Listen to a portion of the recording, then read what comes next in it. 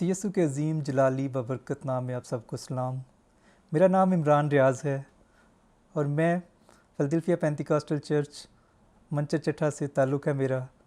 मैं Bible college का student भी हूँ और खुदावंद का पाक कलाम सीख रहा हूँ और आज उसी पाक कलाम की शेयरिंग के लिए मैं यहाँ पर आया हूँ। मैं बरकत टीवी चैनल का प्रोडक्शन टीम का सालिक जान बरकत साहब का बड़ा शुक्रगुज़ार हूँ कि उन्होंने मुझे मौका दिया कि मैं खुदावंद का पाक कलाम शेयर कर सकूँ। तो आइए पाक कलाम की तरफ बढ़ने से पहले हम एक दुआ करेंगे। कदूस कदूस कदूस मेहरबान बाप, तेरे शुक्रगुज़ार हैं आज के दिन के लिए, इस वक्त के लिए जो तूने हमें दिया कि हम खुदावंद तेरे हजूर जमा हैं। हम तेरी प्रस्तश करते हैं, तेरी वडियाई करते हैं।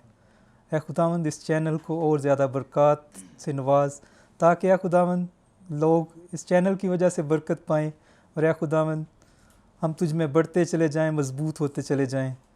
हम पाक कलाम में जड़ें अपनी गहरी करते चले जाएं और ऐ खुदावंद हम तेरे नाम का प्रचार करते चले जाएं। और ऐ खुदावंद हमारी ख़ानदानों में रिवाइवल आए, हमारी कलीसियाओं में रिवाइवल आए। ये दुआ हम बड़े ईमान से खुदा यीशु मसीह के नाम से मांगते और पा लेते हैं, आमीन। अभी हम खुदावंद के पाक कलाम की तरफ बढ़ेंगे। जो हवाला मैं तलावत करने जा रहा हूँ वो है यशायाह नबी का सहीफ़ा, उसका 55 बाब और उसकी 2 आयात 10वीं और 11वीं आयत हम तलावत करेंगे। खुदावंद के पाक कलाम में यूँ मरकूम है, क्योंकि जिस तरह आसमान से बारिश होती और बर्फ़ पड़ती है और फिर वो वहाँ वापस नहीं जाती बल्कि ज़मीन को सैराब करती है और उसकी शादाबी और रोईदगी का बायस होती है, ताकि बोने वाले को बीज और खाने वाले को रोटी दे, उसी तरह मेरा कलाम जो मेरे मुँह से निकलता है होगा। वो बेअंजाम मेरे पास वापस ना आएगा, बल्कि जो कुछ मेरी ख्वाहिश होगी वो उसे पूरा करेगा और उस काम में जिसके लिए मैंने उसे भेजा मुयस्सर होगा। खुदावंद का पाक कलाम पढ़े, सुने जाने पर खुदावंद की बरकत हो। ये हवाला जो मैंने तलावत किया है, ये एक दिन मैं बाहर कॉलोनी से जा रहा था तो वहाँ पर ब्लैक बोर्ड लोगों ने घरों के सामने लगाए होते हैं। वहाँ पर एक ब्लैक बोर्ड पर यह हवाला लिखा हुआ था। जब यह हवाला मैंने देखा तो वहाँ पर 2 चीज़ों ने मेरी अटेंशन अपनी तरफ ग्रैब की, मेरी तवज्जो अपनी तरफ खींची, और वो ये थी, शुरू से जहाँ से मैंने तलावत किया है वहाँ पर इस तरह लिखा हुआ है, क्योंकि जिस तरह आसमान से बारिश होती और बर्फ़ पड़ती है।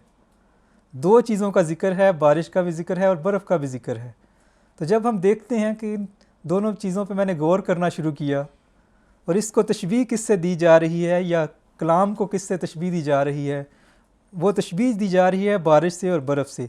मेरे आज के इस पाक कलाम को शेयर करने का टॉपिक भी यही है कि खुदावंद का पाक कलाम किस तरह बारिश और बर्फ़ की मानंद है। तो हम इसके बारे में सोचना शुरू करते हैं तो जो पहली बात मेरे जहन में आती है वो ये है कि बारिश और बर्फ़ आसमान से नीचे आती हैं। इसी तरह खुदावंद का पाक कलाम है, वो आसमान से खुदा की तरफ से नाजिल होता है। इसी तरह जब हम देखते हैं कि बारिश और बर्फ़ की मानंद कैसे है, जो चीज़ मेरे लिए नोटिस करने की थी वो ये थी कि खुदावंद के पाक कलाम में लिखा हुआ है कि बारिश और बर्फ़ की मानंद। तो मैं इस बात के लिए सोच रहा था कि ये यहाँ पे सिर्फ़ बारिश या सिर्फ़ बर्फ़ का ज़िक्र हो सकता था, तो ये दोनों चीज़ों का ज़िक्र क्यों है। तो इस बारे में जब मैंने सोचा तो खुदावंद ने मुझ पर ज़ाहिर किया, उसने मुझे बताया कि यहाँ पर 2 चीज़ों का ज़िक्र क्यों है, बारिश और बर्फ़। तो बारिश को जब मैंने देखा तो बारिश जो है, अगर हम उस पर गौर करें तो वो हमारे वक्ती फ़ायदा के लिए है। बारिश होती है आसमान से, जैसे ही बारिश होती है उसके बाद थोड़ी देर बाद वो पानी आगे चला जाएगा, वो हमारी ज़मीनों को सैराब करता है, जिस तरह इस हवाला में भी लिखा हुआ है कि ज़मीन को सैराब करता है बारिश और बर्फ़ का पानी। लेकिन बारिश का पानी कुछ वक्त के लिए वो आप उसे इस्तेमाल कर सकते हैं, उसके बाद वो आगे चला जाएगा। लेकिन जब बर्फ़ का हम ज़िक्र पढ़ते हैं तो बर्फ़ जब पहाड़ों पर पड़ती है तो वो सर्दियों में जमती रहती है, और उस वक्त जब बारिश नहीं होती तब भी वो हमारे लिए इस्तेमाल के काबिल बनाई जाती है। खुदा उसको पहाड़ों से पिघलाता है और हमारे दरियाओं में लाता है उस पानी को, ताकि हम उसको बाद में इस्तेमाल कर सकें। सो ये खुदावंद का पाक कलाम भी इसी तरह से है। अगर हम इसको बारिश और बर्फ़ की मानद देखना चाह रहे हैं तो बारिश की मानद इस तरह से हम कह सकते हैं उस कलाम को जो खुदा करता है और उसी वक्त पूरा हो जाता है। और जब बर्फ़ की मानद हम कहते हैं तो बर्फ़ मैंने जिस तरह पहले बताया कि वो एक लंबे अरसे तक हमारे दरियाओं को चलाती है, इसी तरह खुदा का कुछ पाक कलाम का वो हिस्सा होता है जो आने वाले वक्त के लिए होता है, जो उसी वक्त पूरा नहीं होता, बल्कि उसके लिए खुदा का एक मुकर्रर वक्त है और वो उस वक्त पर पूरा होता है। यिर्मयाह नबी के सहीफ़े के पहले बाब की 12वीं आयत में लिखा है, मैं अपने कलाम को पूरा करने में बेदार रहता हूँ।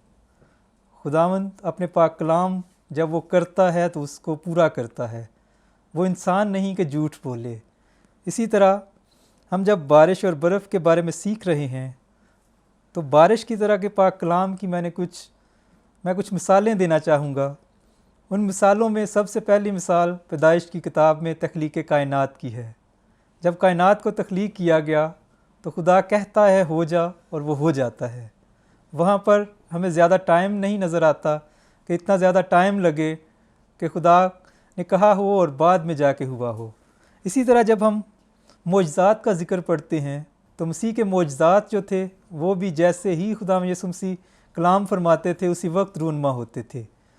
और इसी तरह हम मिस्र की आफात के बारे में सीखते हैं। जब मूसा को खुदा कलाम करता है कि मूसा मैं ऐसा करने को हूँ, तो जो वक्त खुदा ने ठहराया होता है उसी वक्त में वो चीज़ें रूनमा हुईं, उसी वक्त में वो सारी आफात आईं और मिस्र के लोगों को उन आफात की वजह से बहुत ज़्यादा नुकसान उठाना पड़ा। खुदा उनका पाक कलाम ऐसा है जो उसी वक्त पूरा हो जाता है। अब कुछ मिसालें हम वो वाली देखेंगे कि खुदा उनका पाक कलाम बर्फ़ की मानंद कैसे है। इसके बारे में जब हम बुज़ुर्ग अब्राहम की ज़िंदगी में देखते हैं तो पैदाइश 12वें बाब में उसके साथ एक वादा है और उसके साथ वादा ये है कि मैं तुझे एक बड़ी कौम बनाऊंगा। लेकिन हम देखते हैं कि ये उसकी ज़िंदगी में पूरा नहीं हुआ वादा, बल्कि जब ये मिस्र में जाते हैं बनी इसराइल कौम, वहाँ से जब निकलते हैं फिर इसका ज़िक्र हमें मिलता है कि ये बड़ी कौम बन के, एक फ़ाते कौम बन के उभरते हैं। इसी तरह एक दूसरी मिसाल दाऊद की है। दाऊद को बादशाह होने के लिए मसा किया जाता है, लेकिन जब वो मसा हो जाता है तो उसके बाद उसे इंतज़ार करना पड़ता है, क्योंकि ये पाक कलाम उसी वक्त अमल में आने वाला नहीं था। वो बादशाह मसा हो चुका है लेकिन उसे कुछ अर्सा इंतज़ार करना पड़ता है और इस इंतज़ार में वो कई साल लगा देता है, बल्कि वो बादशाह के साथ भी काम करता है। अगर मुझे या आपको कहा जाए कि आप बादशाह बनने के लिए मसा हो गए हैं, तो मेरा ख़्याल है कि हम बहुत जल्द इसके लिए चाहेंगे कि ये कलाम हमारी ज़िंदगी में आज ही पूरा हो जाए। लेकिन दाऊद ने वहाँ पर इंतज़ार किया, उसने खुदा के पाक कलाम के पूरा होने का इंतज़ार किया, क्योंकि वो जानता था कि खुदा उनका पाक कलाम जो है वो कभी भी बेतासीर नहीं लौटता। इसी तरह एक और मिसाल अगर पुराने अहदनामा में से हम दें तो वो है मूसा की। जब मूसा की ज़िंदगी के बारे में हम देखते हैं तो उसको तैयारी के लिए एक लंबा अरसा दरकार था। वो फ़िरौन के घर में पलता बढ़ता है और जब वो बड़ा होता है तो खुदा उससे एक बड़ा काम लेने के लिए उसको और ज़्यादा तैयारी के लिए बियाबान में भेज देता है। बियाबान में वो तकरीबन 40 साल का अरसा गुजारता है। इस तरह जब वो वापस आता है, जब वो खुदा के पाक कलाम को उसकी तकमील के लिए वापस आता है, तो वो पूरी तैयारी के साथ आता है। खुदा उसे ज़बरदस्त तरीक़ा से इस्तेमाल करता है। हमें अपनी ज़िंदगियों में देखने की ज़रूरत है कि क्या हम खुदा के पाक कलाम के मुताबिक चल रहे हैं। हमें अक्सर लगता है कि हम जब कलाम सुनते हैं तो हमें लगता है कि ये कलाम मेरे लिए है। ये कलाम जब मेरे लिए है तो मैं उसको उसी तरह से अपनी ज़िंदगी में लूँगा जिस तरह से खुदा कलाम करता है। अगर वो खुदा का कलाम है तो वो कभी भी ये हो नहीं सकता कि वो पूरा ना हो। अगर वो खुदा की तरफ से नहीं है फिर हम कह सकते हैं कि ये नहीं हो सकता। यहाँ पर मैं एक अपनी ही मिसाल देना चाहूँगा कि खुदावंद ने किस तरह से मुझसे कलाम किया। खुदावंद अपने बंदों की वजह से कलाम कर सकता है, खुदावंद अपने पाक कलाम की वजह से कलाम कर सकता है, लेकिन खुदा कभी भी वो कलाम नहीं करेगा जो आपकी ज़िंदगी में पूरा ना हो। तो मैं अपनी गवाही शेयर करना चाहता हूँ कि मैं अफ़्रीका के एक मुल्क सूडान में था, मेरी पूरी फैमिली वहाँ पर थी। तो खुदा ने मुझसे कलाम किया और वो कलाम हमारे यहाँ के जो लोकल पास्टर हैं उनके वसीला से खुदावंद ने किया। वो स्काइप पे ऑनलाइन थे और मेरे फ़ादर से उनकी बात हो रही थी। उन्होंने कहा कि इमरान को खिदमत के लिए दे दें, लेकिन मेरे फ़ादर के अल्फाज आज भी मुझे याद हैं। उन्होंने कहा कि हम इसे ख़ुद नहीं भेजेंगे, हम इसे ख़ुद नहीं फ़ोर्स करेंगे, बल्कि जब ये ख़ुद चाहेगा तब हम इसको ज़रूर खुदा की खिदमत के लिए दे देंगे। और उनके दूसरे अल्फाज ये भी थे कि इसने अभी बड़े धक्के खाने हैं तो फिर ये आएगा इस तरफ। तो ऐसा ही मेरी ज़िंदगी में हुआ। तकरीबन 7 साल के लिए मैंने मुख्तलिफ़ जगहों पर काम करने की कोशिश की, हायर स्टडीज़ की कोशिश की, लेकिन हर जगह से नाकामी का सामना हुआ। 1 साल मैं मलेशिया में रहा, वहाँ भी इसी तरह से नाकामी का सामना होता रहा। जब मलेशिया में मेरा पहला संडे था, मैंने मलेशिया में पास्टर साहब से रब्ता किया। मैंने उन्हें मैसेज किया कि मुझे बता दें कि आपके चर्च की टाइमिंग क्या है। तो उन्होंने जब मुझे टाइमिंग बताई तो मैं दूसरे दिन एग्जैक्ट टाइम से पहले वहाँ पर पहुँच गया। मैंने संडे सर्विस अटेंड की। तो पास्टर साहब मेरे पास सर्विस के बाद आए और उन्होंने मुझसे पूछा कि क्या आप ही हैं जिन्होंने मुझे कॉल की थी या जिन्होंने मुझे मैसेज किया था। तो मैंने उन्हें कहा जी सर, मैं ही हूँ। उन्होंने कहा मैं आपके लिए दुआ करना चाहता हूँ। और उस दुआ के बाद उन्होंने कहा कि आपके लिए मेरे पास कलाम ये है कि आप अंजील की खिदमत करेंगे और आपकी जिससे शादी होगी वो भी खिदमत में होंगी। और ये कलाम मेरे साथ जैसा उन्होंने किया था, क्योंकि यह खुदावंद की तरफ से था, तो उसी तरह हुआ। मेरी मिसेस जो हैं FGA बाइबल कॉलेज से, उन्होंने 2 साल का डिप्लोमा किया हुआ है, वो भी खिदमत में है, मैं भी खुदावंद की खिदमत कर रहा हूँ।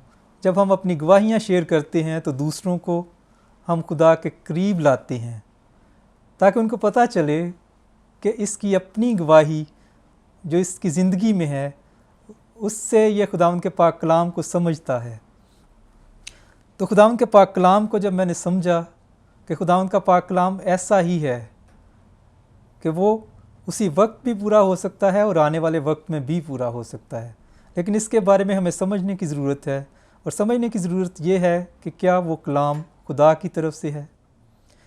अगर हम यिर्मयाह नबी का सहीफ़ा देखें, उसके 14वें बाब की 14वीं आयत, तब खुदावंद ने मुझे फरमाया कि अंबिया मेरा नाम लेकर झूठी नबूवत करते हैं। मैंने ना उनको भेजा और ना हुक्म दिया और ना उनसे कलाम किया। वो झूठी रोया और झूठा इल्म गैब और बतालत और अपने दिलों की मुकारी नबूवत की सूरत में तुम पर ज़ाहिर करते हैं। इस आयत से हमें पता चल रहा है कि किस तरह से खुदा हमें तंबीह कर रहा है कि हर बात मेरी तरफ से नहीं है, बल्कि झूठे नबी भी बर्पा हो सकते हैं। झूठे नबी आपको अपनी मुकारी में फंसा सकते हैं। जब हम खुदावंद के पाक कलाम को सुनते हैं, पढ़ते हैं, तो ये हमें वाज़े बताता है। खुदावंद का पाक कलाम कुछ भी छिपाता नहीं है, बल्कि हमें वाज़े बताता है कि अगर ऐसा हो सकता है तो ऐसा भी हो सकता है। हमें खुदावंद के पाक कलाम को परखने की ज़रूरत है कि जो कलाम खुदा ने मुझसे किया है वो खुदा की तरफ से है या इंसान की तरफ से। अगर वो खुदा की तरफ से है तो वो वक्त पर पूरा होगा, अगर वो इंसान की तरफ से है तो वो कभी पूरा नहीं होगा। मैं अपने कलाम को पूरा करने में बेदार रहता हूँ, तो वो बेदार रहता है, वो जागता रहता है। उसको पता है कि मैंने अपना कलाम जो मेरे मुंह से निकला है वो मैंने पूरा करना है। इसी तरह जब हम खुदावंद के पाक कलाम को देखते हैं तो खुदावंद का पाक कलाम जो आयत हमने पढ़ी हैं उनमें से 11वीं आयत में लिखा है, वो बेअंजाम मेरे पास वापस ना आएगा, बल्कि जो कुछ मेरी ख्वाहिश होगी वो उसे पूरा करेगा और उस काम में जिसके लिए मैंने उसे भेजा है मुयस्सर होगा। तो जब हम खुदा यीशु मसीह की ज़िंदगी के बारे में देखते हैं, यूहन्ना की इंजील उसको मुजस्सम कलाम के तौर पर बयान करती है, तो हमें पता चलता है कि वो कलाम जो बारिश की मानंद और बर्फ़ की मानंद है वो हमारे दरमियान है। वो खुदा यीशु मसीह है। वो कलाम मेरे लिए है, वो आपके लिए है। उस कलाम को हमने अपनी ज़िंदगियों में लेना है ताकि वो पाक कलाम हमें इस दुनिया में भी जो हमारी नीड्स हैं वो पूरी करे, और जो एटर्नल लाइफ है, जो हमेशा की ज़िंदगी है, उसमें भी वो पाक कलाम हमारे साथ हो। हम सिर्फ़ वक्ती फ़ायदा ना देखें, हम सिर्फ़ उसी वक्त पे ना जाएं, बल्कि आने वाले वक्त के लिए जो कलाम खुदा हमसे करता है उसको पहचानें। बहुत से लोगों ने इस बारे में बताया कि क़यामत आने वाली है, या जब हम देखते हैं कि वो कहते हैं कि दुनिया का आखिर होने वाला है। बहुत से लोगों ने दावे किए, लेकिन वो दावे झूठे निकले। तो जब खुदा ने कहा है, जब खुदा यीशु मसीह कहते हैं कि उस वक्त के बारे में कोई नहीं जानता, तो उस वक्त के बारे में कोई नहीं जानता। लेकिन वो ये भी कहते हैं कि वक्त करीब है। वो इस बारे में ये नहीं कहते कि अगर कोई जानता नहीं है तो वो आएगा नहीं, बल्कि वो बिल्कुल इस बात में श्योर हैं, वो इस बात की तस्दीक करते हैं कि वो वक्त जल्द आएगा। जब हम 10वीं आयत में पढ़ते हैं तो वहाँ पर है, बारिश और बर्फ़ के बारे में, और फिर वो वहाँ वापस नहीं जाती बल्कि ज़मीन को सैराब करती है और उसकी शादाबी और रोईदगी का बायस होती है। ज़मीन को सैराब करने के लिए बारिश होती है। जब बारिश नहीं होगी तो कहत होगा, जब कहत होगा तो लोग मरेंगे। अगर आप रेगिस्तान के इलाका में जाएं तो आपको पता चलेगा कि बारिश की अहमियत क्या है। हमें दरियाई पानी मुयस्सर है, हमारी ज़मीन में पानी है। हम उस तरह से बारिश को अपने लिए नहीं अहम समझते, लेकिन उन लोगों के लिए वो बहुत अहम है। हम अगर देखें तो बहुत से लोगों ने अपनी जान सिर्फ़ इसलिए दे दी क्योंकि कहत साली थी। इसी तरह जब हम अपनी रूहानी ज़िंदगियों में देखते हैं तो अगर आपकी ज़िंदगियों में कहत साली है तो आपको खुदा के कलाम की ज़रूरत है। जब आपको खुदा के कलाम की ज़रूरत है तो वो खुशहाली लाएगा, वो शादाबी लाएगा आपकी ज़िंदगियों में और रोईदगी लाएगा। रोईदगी का मतलब है कि फलना, फूलना, बढ़ना, नमू पाना। जब खुदा का कलाम हम अपने अंदर लेंगे तो हमारी ज़िंदगियों में इसी तरह से शादाबी लाएगा। वो हमें सरसब्ज़ व शादाब कर देगा। वो हमारी ज़िंदगियों को आगे बढ़ने में हमारी मदद करेगा। खुदावंद के पाक कलाम के बारे में जब हम देखते हैं तो ज़बूर नवीस फरमाता है, ज़बूर 119 उसकी 130 आयत, तेरी बातों की तशरीह नूर बख्शती है, वो सादा दिलों को अक्लमंद बनाती है। इस आयत में जब हम देखते हैं कि खुदावंद के पाक कलाम की बात हो रही है, उसकी बातों की बात हो रही है, उसकी बातों में ख़जाने छुपे हुए हैं। जब हम पाक कलाम के बारे में सीखना शुरू करते हैं तो एक एक आयत पे जब हम गौर करते हैं तो वो ज़िंदगियों को बदलने के लिए काफ़ी है। खुदा का पाक कलाम जब वो हम पर अश्कारा करता है, हमें बताता है कि किस तरह से खुदा का पाक कलाम हमारी ज़िंदगियों के लिए कारआमद है, किस तरह से खुदा का पाक कलाम मौत के बाद हमारे लिए कारआमद है। तो हम उस कलाम को अपनी ज़िंदगियों में लेना शुरू करें। हम इस बारे में सोचना शुरू करें कि जो कलाम खुदा करता है वो कभी रायगा नहीं जाता। जब हम यूहन्ना की इंजील में देखते हैं तो वहाँ पर हमें पाक कलाम के बारे में ज़िक्र मिलता है कि खुदा का पाक कलाम क्या है। इसके पहले बाब की पहली आयत से जब हम पढ़ते हैं तो इसमें यूँ मरकूम है, इब्तिदा में कलाम था और कलाम खुदा के साथ था और कलाम खुदा था। तो यहाँ पर हमें पता चल रहा है कि कलाम क्या है। यही इब्तिदा में खुदा के साथ था। तो यहाँ पर खुदा यीशु मसीह का ज़िक्र हो रहा है और उनको खुदा का कलाम कहा गया है। और जो कुछ उन्होंने कहा, जो कुछ उनकी ज़िंदगी में वाक़यात रूनमा हुए, जो उनके मोजज़ात थे, वो हमें इस बात की तरफ सोचने के लिए मजबूर करते हैं कि वो वही कलाम है जो इब्तिदा में भी काम करता था और अब भी काम कर रहा है, जो आने वाली ज़िंदगियों में भी काम करता रहेगा, इस दुनिया के इंतहा तक वो काम करता रहेगा। और वही खुदा यीशु मसीह है जो मुजस्सम कलाम है। जब हम उसकी तरफ गौर करते हैं तो हमें पता चलता है कि उस कलाम के वसीला से ही हम निजात पाते हैं। उस कलाम का मकसद क्या था? जिस तरह से हमने यसाया में पढ़ा कि जो कलाम वो करता है खुदा, वो मुअस्सर होता है, वो असर रखता है। तो उस कलाम का असर है कि हम निजात पाते हैं। उस निजात के लिए हम तैयार हों, हम उसको अपनी ज़िंदगियों में लेना शुरू करें ताकि हमारी ज़िंदगियां उस कलाम के वसीला से जो खुदा करता है, जो वो अपने पाक कलाम में से डायरेक्ट हमारी रहनुमाई करता है, उसको हम अपनी ज़िंदगियों में लेना शुरू करें ताकि हमारी ज़िंदगियां निजात की तरफ जाएं, ताकि हम हलाकत की तरफ ना जाएं, ताकि हम अपनी ज़िंदगियों को संवारना शुरू कर दें और हम उसके साथ मिल जाएं, उसके साथ एक हो जाएं। कभी भी उसको हम पीछे ना करें बल्कि अपने आप को पीछे करें और खुदावंद के पाक कलाम को जलाल दें। उसको अपनी ज़िंदगियों में इस तरह से ले लें कि वो आपकी ज़िंदगी का हिस्सा बन जाए। हर दिन, हर रात खुदा के पाक कलाम के बारे में सोचें ताकि वो और ज़्यादा आप पर भेद खोले, ताकि वो और ज़्यादा आपको तैयार करे, ताकि वो और ज़्यादा आपको बरकत दे, ताकि आपके घरानों में बरकत आए, आपकी कलीसियाओं में बरकत आए, ताकि हमारे मुल्क पाकिस्तान में बरकत आए। इसी तरह से जब हम खुदा उनके पाक कलाम को सीखेंगे, खुदा उनके पाक कलाम पर गौर करेंगे तो आपके लिए मार्फत के नए ख़जाने आपको मिलेंगे। खुदा आपको और ज़्यादा गहराई से अपने पाक कलाम के भेदों को आपके ऊपर अश्कारा करेगा ताकि आप बढ़ते चले जाएं, ताकि आप कभी भी पीछे ना हटें बल्कि खुदा के पाक कलाम पर आपका मुकम्मल भरोसा हो कि अगर खुदा कलाम करता है तो वो पूरा करता है। खुदा उनके पाक कलाम में यसाया नबी के सहीफ़े में उसके 40वें बाब की 8वीं आयत में लिखा है, हाँ घास मुरझाती है, फूल कमलाता है, पर हमारे खुदा का कलाम अबद तक कायम है।